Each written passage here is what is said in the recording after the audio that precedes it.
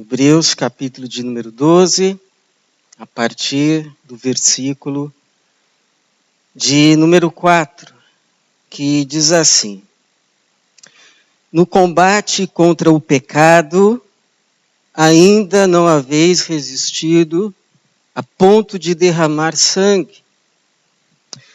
Já vos esquecestes do ânimo de que ele vos fala como a filhos. Filho meu, não desprezes a disciplina do Senhor, nem fiques desanimado quando por ele és repreendido, pois o Senhor disciplina quem ama e pune a todo que recebe como filho.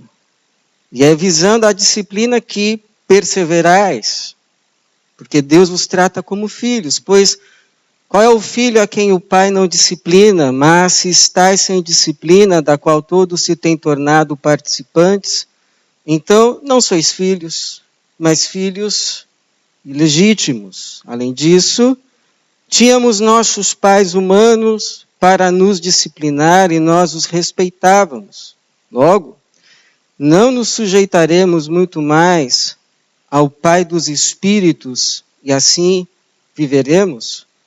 Pois eles nos disciplinaram durante pouco tempo, como bem lhes parecia, mas Deus nos disciplina para o nosso bem, para sermos participantes da sua santidade.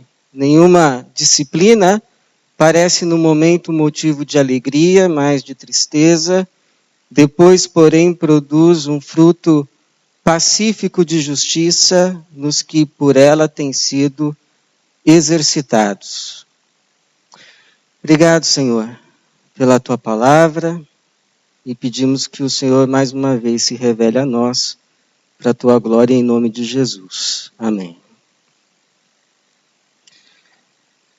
Como você tem visto as dificuldades da sua vida? As fases difíceis, pouco confortáveis ou nada confortáveis, que parece teimarem em não passar. Coisas que você olha e chega a dizer assim: olha, isso daqui eu já não aguento mais. Eu já estou cansado dessa situação. E eu não consigo entender porque Deus não faz alguma coisa. Eu não consigo entender porque ou Deus não muda essa situação, faz cessar estas coisas que me trazem tanta tristeza, me trazem aborrecimento, machucam a minha alma. Ou porque Deus simplesmente não me tira dessa situação, porque se dependesse de mim, eu já estava longe dela. Se dependesse de mim, eu já teria ganhado asas e voado. Mas eu não tenho essa possibilidade. Eu tão somente posso esperar em Deus, orar para que Deus atue, Deus mude, Deus transforme. Mas o tempo vai passando e a situação parece não mudar. Ciclano não muda. Já orei por ele. Já jejuei, inclusive, mas ele continua a mesma pessoa. Porque se tem um problema das circunstâncias desconfortáveis na nossa vida que se prolongam, é que uma hora a gente cansa. Uma hora a gente diz que não aguenta mais. É aquilo que o provérbio vai dizer, que a esperança demorada enfraquece o coração. E é mais ou menos o que está acontecendo aqui com essas pessoas que primeiro receberam, alguns chamam de carta, mas na verdade parece ser mais uma homilia, um sermão, um livro. A gente não sabe quem escreveu, alguns vão dizer que foi o apóstolo Paulo, mas aí os eruditos do grego vão dizer, mas não tem o estilo de Paulo. Pode ser que tenha sido, então, alguém próximo a Paulo. Barnabé seria uma possibilidade, mas olha, a possibilidade maior seria Apolo, porque Apolo, sim, era um grande pregador, usava bem as ferramentas retóricas que parecem estar presentes aqui. A gente não sabe quem foi, mas a gente sabe que era alguém falando para pessoas que tinham um conhecimento muito grande do Antigo Testamento, provavelmente judeus que se converteram a Jesus, a fé cristã. E porque se converteram a essa fé, não apenas se converteram, mas passaram a professar essa fé publicamente, começaram a receber sanções. Começaram a receber ofensas. Começaram, inclusive, a sofrer confiscos dos seus bens. E o texto vai dizer que, no começo, eles até aceitaram essas provações, esses reveses, inclusive o confisco dos seus bens, mostrando que eram convertidos de fato, com bom ânimo, de forma inclusive contente. Mas o problema é que a questão não parou ali no começo. Do tipo assim, não, nós estamos passando essa provação, mas logo passa. Daqui a pouco Deus vai pôr a mão, vai nos reivindicar, vai dar provas de que nós somos o povo dele, estamos do lado dele, ele vai se mostrar em nosso favor, então vamos esperar. O problema é que passa 1 ano, não muda, passa 2, não muda, passa 3, passa 4, e continuam as sanções até que chega um ponto que muitos começam a dizer, eu não aguento mais. Eu já estou cansando. Eu já estou desanimando desse caminho. Não é tanto assim que eu vou abandonar a fé. Mas talvez nós estejamos sendo muito assim radicais na nossa fé. Talvez devamos deixar a nossa fé mais para o nosso particular. Não professarmos mais tão publicamente aquilo que cremos, a fim de que os nossos sofrimentos sejam, no mínimo, amenizados. E aí, em resposta a estes que começavam a desmaiar, a desanimar, não tanto abandonar a fé, embora o autor diga, olha, cuidado para que vocês não se desviem, não somos daqueles que voltam atrás, mas que perseveram, cumprem a caminhada. Então, embora muitos dissessem, não vamos abandonar a fé, só não vamos vivê-la mais de forma tão intensa. É que esse autor, que a gente não sabe quem é, faz pelo menos 2 exortações. A primeira é o seguinte, olha, olhem para aqueles que caminharam nessa estrada antes de vocês. Veja o resultado que eles tiveram, não foi fácil, eles passaram as mesmas provações, e alguns passaram, inclusive, provações maiores. Por exemplo, nenhum de vocês teve que pagar até hoje com o derramamento de sangue, por causa da fé, mas outros que caminharam nessa estrada da fé passaram por provações. Abel, Abraão, Sansão, Davi. Então, vocês querem participar da mesma turma. Vocês querem ser contados entre eles. Vocês querem andar no caminho que eles andaram para chegar onde eles chegaram, mas não querem passar pelos que eles passaram? Acaso nós somos diferentes? Nós andaríamos nas mesmas pisadas de Jesus e não passaríamos pela cruz?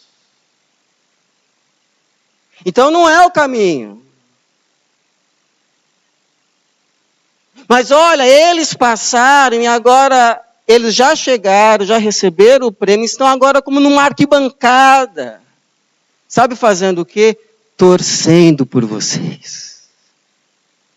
Dizendo, não desanimem. Fortaleçam as mãos, os joelhos cansados. Chega de mimimi. Chega de nenenê. Volta para o caminho, termina a caminhada, porque há um prêmio esperando por você e o prêmio é Jesus Cristo. Eles estão lá torcendo, continue porque vale a pena. Nenhuma dor será melhor ou maior do que o prêmio a ser recebido. Continue, é esse o caminho mesmo, não tem nada de errado, é assim mesmo. Vai ter luta, vai ter aflição, mas é o caminho. Antes da glória pode ter uma cruz, mas o final não é cruz, o final é glória. E a outra coisa que ele fala é assim, olhem para essas dificuldades com um olhar diferente. Olhe com o olhar da fé, existe Deus. Deus não está alheio a tudo isso que está acontecendo na vida de vocês. Deus não está indiferente, Deus não está de braços cruzados.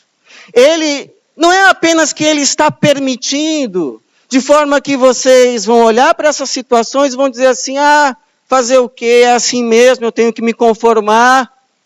É Deus que quer. Não apenas isso, mas como a expectativa de que Deus não apenas está permitindo estas situações, mas inclusive está trabalhando nelas para trabalhar em vocês. De forma que elas não apenas vão passar, elas vão passar. Não é para sempre. Essa luta, essa provação, não é para sempre, é até apenas o ponto de ter o seu efeito, de produzir um bem maior na vida de vocês. É esse o sentido que o autor vai usar com essa expressão que hoje para nós é até difícil de ser assimilada. A expressão disciplina do Senhor. Que eu fui ver o sentido e eu achei muito interessante que um dos sentidos é educação para a vida. Educação para a vida. Ou seja, é um processo, é um trabalhar de Deus na nossa vida, que pode sim, claro, pode em alguns momentos envolver correção. Pode sim, em alguns momentos, incluir confrontação, mas cujo propósito é nos ensinar, sabe o quê? A viver. Deus quer nos ensinar a viver. Então, se é com esse olhar que a gente precisa olhar para as circunstâncias difíceis da vida, que a gente não entende porque de vez em quando demora tanto, e que o autor vai chamar isso de uma tal de disciplina, um treinamento, um trabalhar de Deus para promover um bem maior. O que a gente precisa saber a respeito dessa disciplina e por que Deus a aplica? Para que a gente também não chegue a desanimar no caminho. Então, a primeira verdade é que essa disciplina do Senhor é para quem é filho. É para o nosso bem, é sempre para o nosso bem. É uma fala de Deus à nossa consciência. Porque você acha o quê? A gente acha que a gente pode ser recebido como filhos de Deus e não mudar nada? A gente acha que pode ser recebidos como filhos de Deus e não ter que rever nada? A gente acha que pode ser agora chamados de filhos, filhas de Deus, e não ter que corrigir nada? Quer dizer, só receber assim uma carteirinha escrito filho de Deus, mas continuar andando nos mesmos caminhos. essa carteirinha não quer dizer nada. É uma questão agora de uma nova vida, de uma nova identidade. Então, não tem mais esse negócio assim de dizer, olha, eu sou seco, de vez em quando eu sou grosso, mas sabe por quê? Porque eu sou descendente de russo.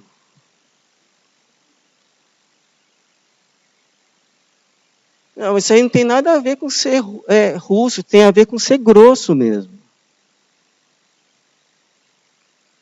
Tem a ver com pecado mesmo, com arrogância. Então saiba que hoje, antes de você ser descendente de russo, espanhol, brasileiro, português, seja o que for, você é filho de Deus. Você é filho de Deus. Tem que rever isso. Não, sabe por que eu sou assim controlador? É que o meu avô já era assim, queria controlar a família inteira. Meu pai puxou, ele me ensinou a ser assim. Não, mas espera aí. Agora, antes de você ser filho do seu João, da Dona Maria, agora você é filho de Deus. Então é como se Deus te tomasse pela mão e dissesse assim, olha, agora que eu te assumi como filho, você vai aprender a andar comigo. E vai ter momentos que eu vou ter que chegar a você e vou ter que te confrontar.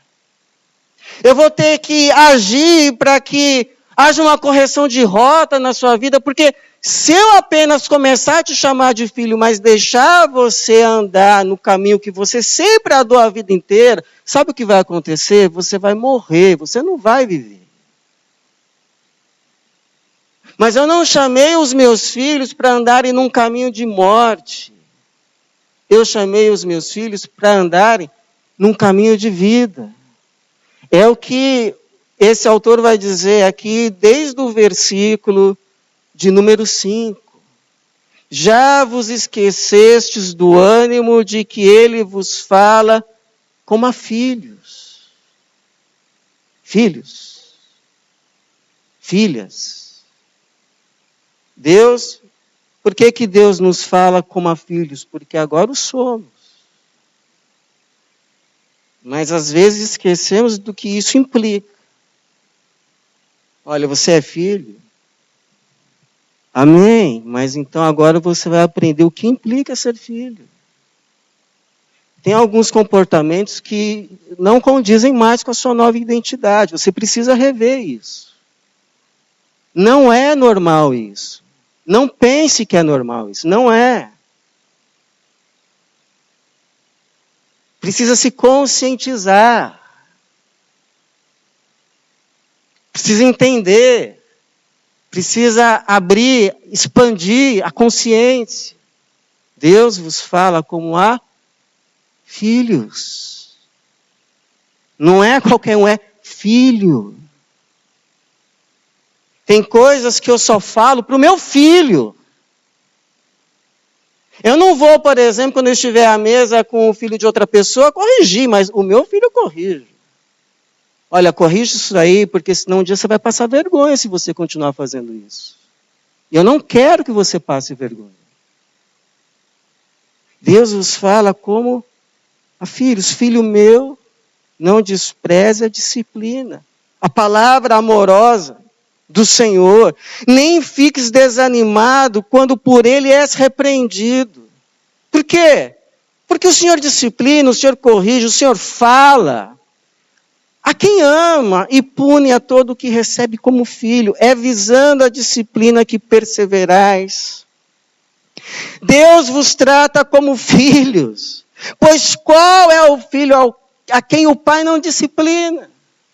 Alguém já disse, é verdade, que o maior problema não é Deus pesar a mão na nossa vida. O maior problema é Deus tirar a mão. E nos deixar à mercê dos nossos instintos, pensamentos, coração, porque vai nos guiar num caminho de morte. Então, Se Deus ainda pesa a mão, agradeça, porque é sinal que Ele ainda se importa o suficientemente com você. Ama você. Deus te ama. Por isso que Ele vai falar com você. Por isso que de vez em quando Ele vai dar um chacoalhão. Por isso vai ter algumas vezes que vai falar assim, ó, você precisa rever esse seu comportamento, esse seu modo de pensar. Ele vai continuar. Mas se estáis sem disciplina, da qual todos se têm tornado participantes, então não sois filhos, mas sois filhos ilegítimos. Além disso, tínhamos nossos pais humanos para nos disciplinar e nós os respeitávamos. Logo, não nos sujeitaremos muito mais ao Pai dos Espíritos e assim viveremos. Ou seja, essa palavra corretiva, que às vezes dói, ela pode doer, mas ela nunca vai visar a nossa condenação, mas sempre a nossa salvação. Nunca o nosso mal não é motivado por ira. Uma vez uma mãe me confessou que corrigiu o seu filho com raiva. Esse não é o caso de Deus. Até porque o problema da ira que a Bíblia fala foi resolvida lá na cruz. A ação de Deus em nossa vida sempre terá como único propósito o nosso bem.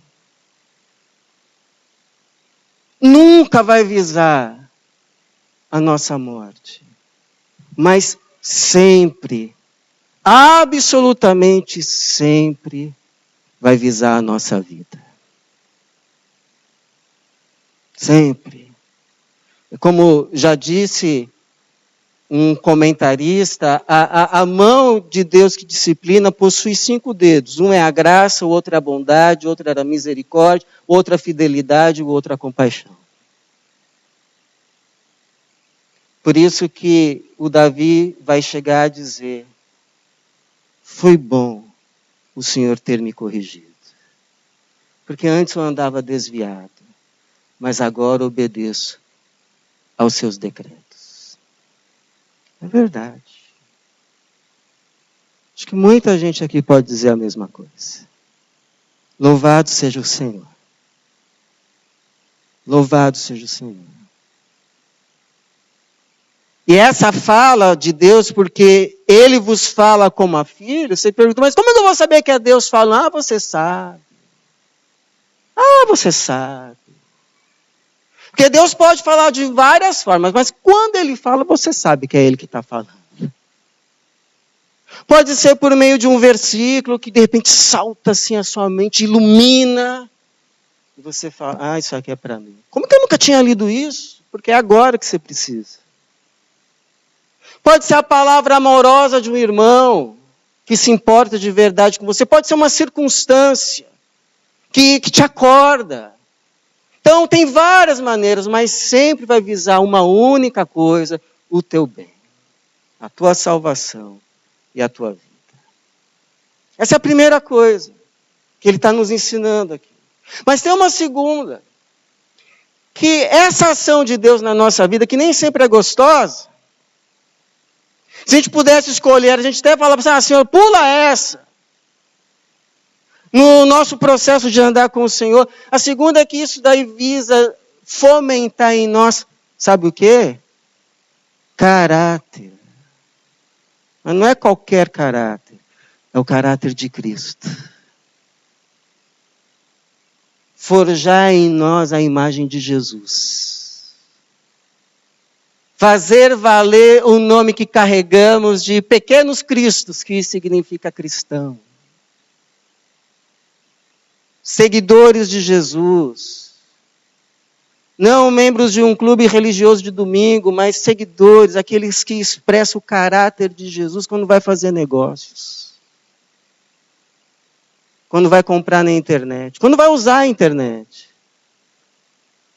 Quando vai lidar com uma pessoa em conflito. Como é que se lida com uma pessoa em conflito como Cristo? Como Jesus? É chegar soltando os cachorros? Como é que se vive como Jesus? Então, a gente não aprende isso lendo o livro. A gente aprende isso pela ação de Deus na nossa vida.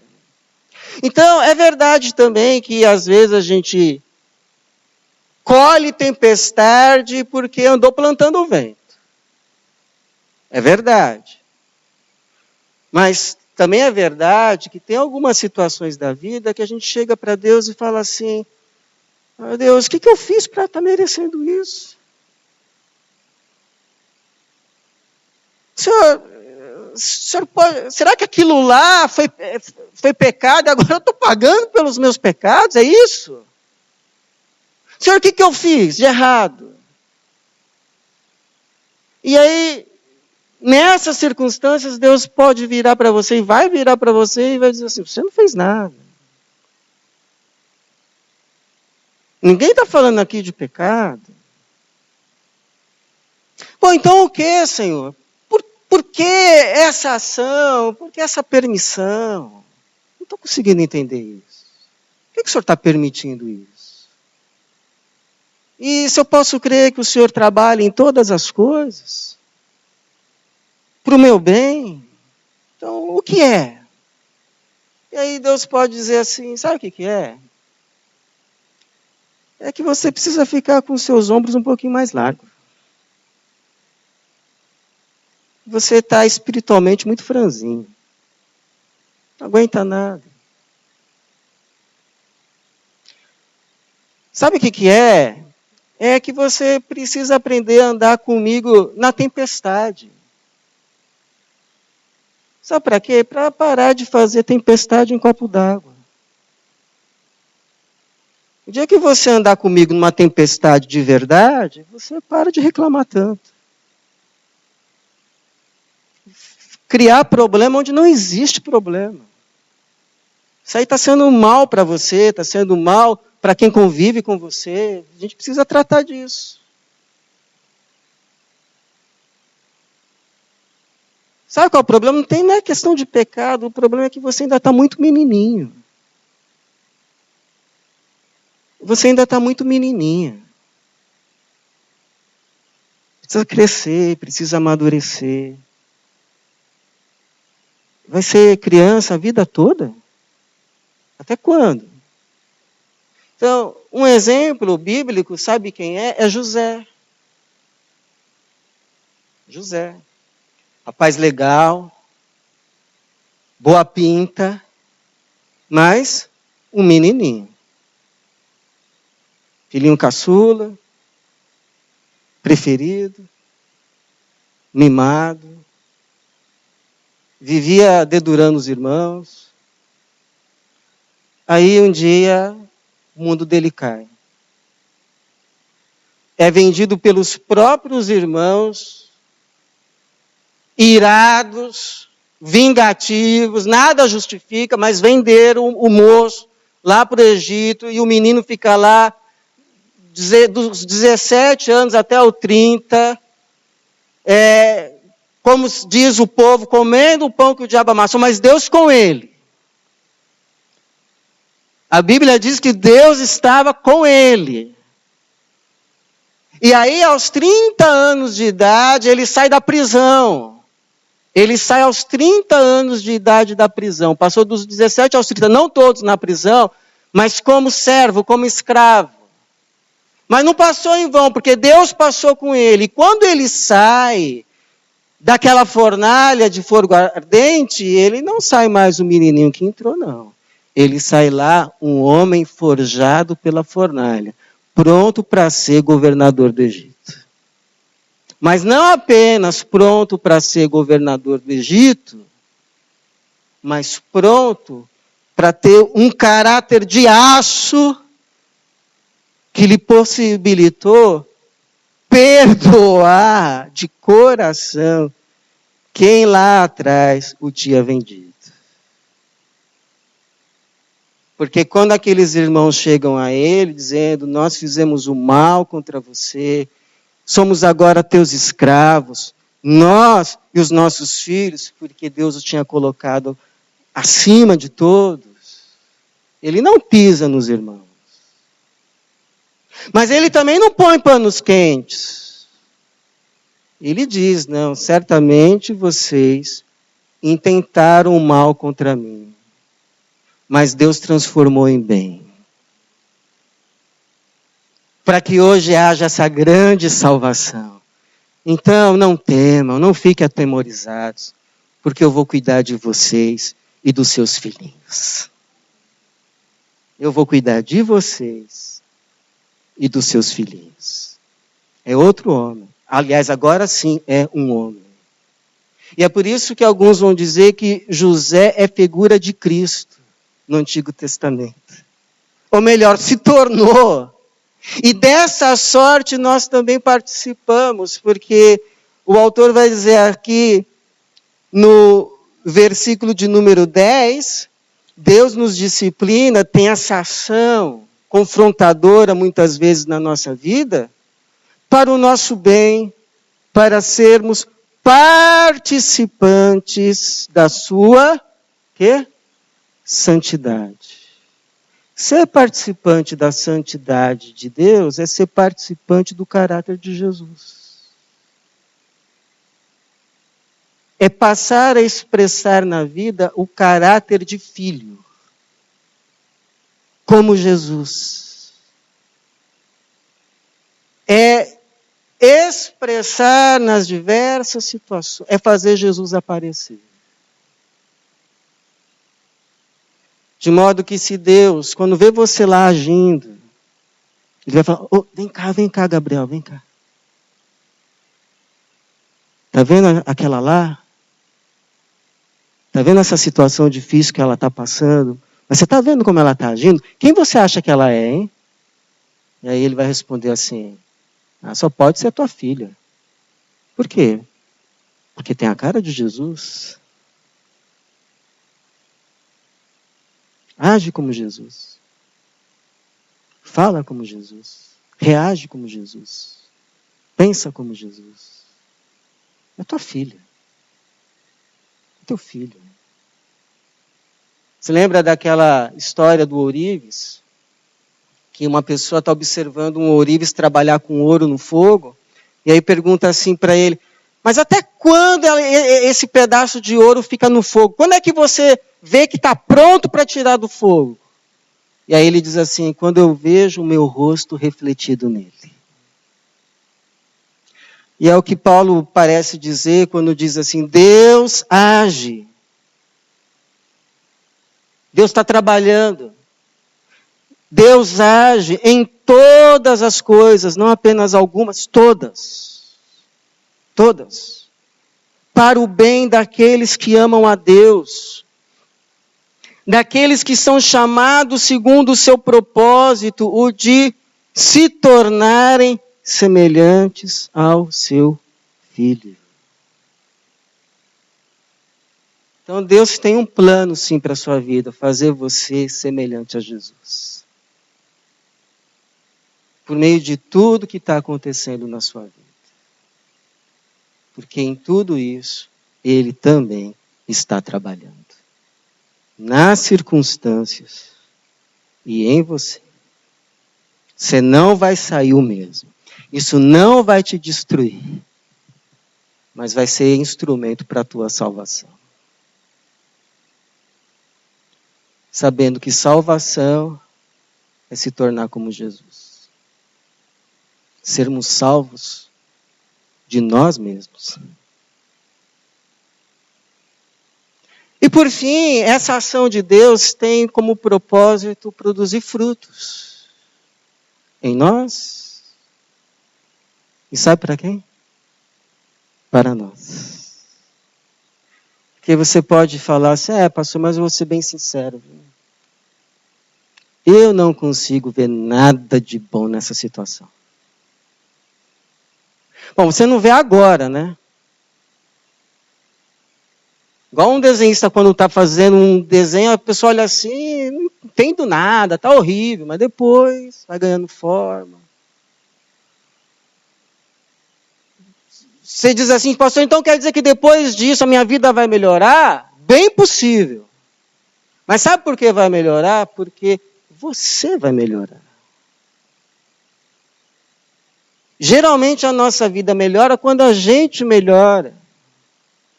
O autor vai terminar assim, olha, nenhuma disciplina, gente, parece no momento motivo de alegria. Ninguém sai pulando de alegria. Mas de tristeza. Dói, faz chorar, faz lamentar. Mas depois, não é agora, depois, porém, produz um fruto pacífico, de justiça. Puxa, agora eu estou em paz. Essas coisas não me abalam mais. Eu aprendi a lidar com esse tipo de situação.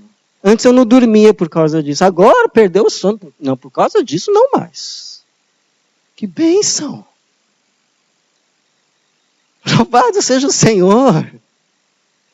Você mudou. Você melhorou. Nos que por ela têm sido exercitados. Então Deus não vai te deixar flácido. Qualquer vento leva, qualquer coisa derruba. Não. Para o teu bem mesmo. Então, não é que Deus apenas age para que a gente deixe de plantar aquelas obras ruins que nós mesmos vamos colher depois, mas age de tal forma que a gente ganha como prêmio nós mesmos.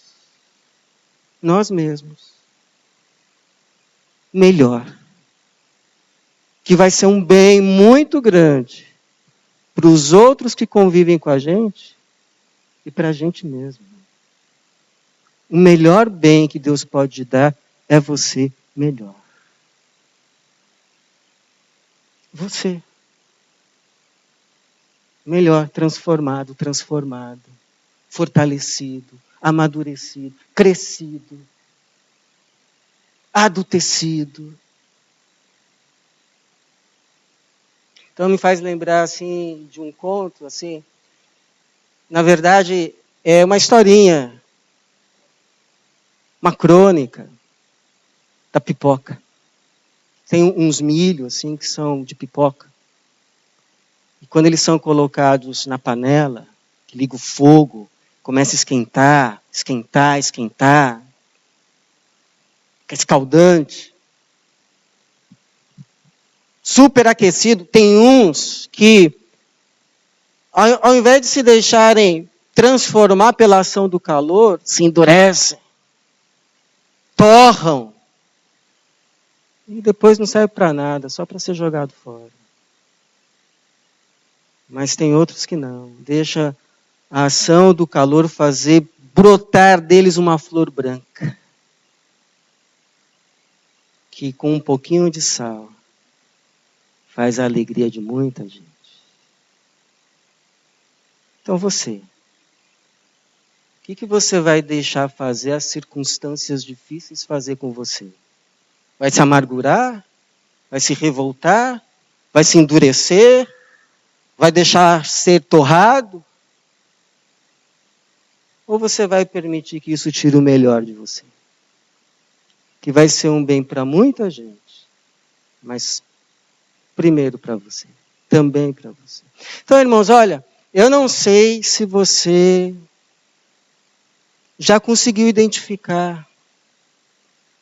E eu não sei se você pode dizer assim, não, eu já passei por aquilo que esse autor está chamando de uma disciplina do Senhor, de uma ação, de uma intervenção de Deus amorosa, mas ao mesmo tempo confrontadora, conscientizadora, que me fez me enxergar, que me amadureceu. Foi difícil, doeu, mas eu louvo a Deus. Eu não sei, eu posso.